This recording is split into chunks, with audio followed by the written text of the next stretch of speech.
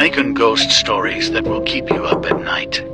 Part 2. He quickly agreed to go to the hotel as he was excited that he will be getting lucky. They entered a room which he found a bit odd because they didn't check in. But by any means he decided that he will get lucky tonight. They started to enjoy each other, and he literally never felt like this before. He started to fall deeply in love with this woman he just met a couple hours ago. The fun lasted all night, and they both fell asleep from exhaustion.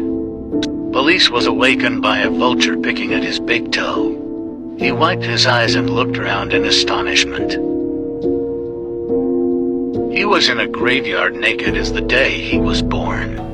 Alone. He quickly flew up, noticing that his hands were black as if he was playing in tar.